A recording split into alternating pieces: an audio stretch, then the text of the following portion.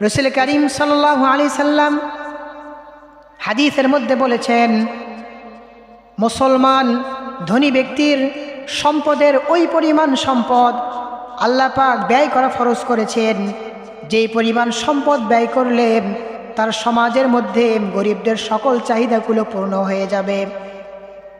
এই জন্য সমাজের মধ্যে যেই সকল গরিব দুঃখীরা না খেয়ে কষ্ট পায়, বস্ত্রহীন হয়ে কষ্ট পায়, এর মূলে রয়েছে ওই কৃপণ ধনীরা যারা আল্লাহ রাস্তায় তাদের সম্পদগুলো ব্যয় করে না।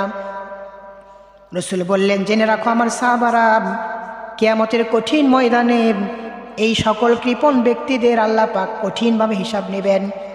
এদের হিসাবকে কঠিন করা হবে, এদেরকে কঠিনভাবে জিজ্ঞাসিত করা হবে এবং এদের জন্য আল্লাহ রব্বুল আলামিন বিশাল বিশাল বিশাল শাস্তির ব্যবস্থা আল্লাহ পাক রেখে দিয়েছেন।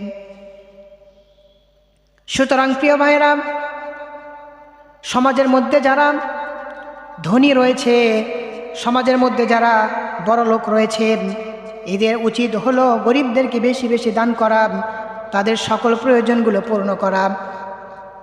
কিয়ামতের দিন আল্লাহ পাক রব্বুল আলামিন একজন গরিব ব্যক্তিকে ডাকবেন, তাকে ডেকে বলবে, দুনিয়াতে আমি তোমাকে গরিব বানিয়েছিলাম এই জন্য নয় যে তুমি দুনিয়াতে আমার কাছে অপ্রিয় ছিলে, আমি তোমাকে ভালোবাসতাম না এই জন্য আমি তোমাকে গরিব বানাই নাই, বরং দুনিয়ার বিনিময় আমি তোমাকে আখিরাতে মর্যাদা দান করব, আমি তোমাকে সম্মানিত করব, এই জন্য আমি তোমাকে দুনিয়াতে গরিব বানিয়েছিলাম।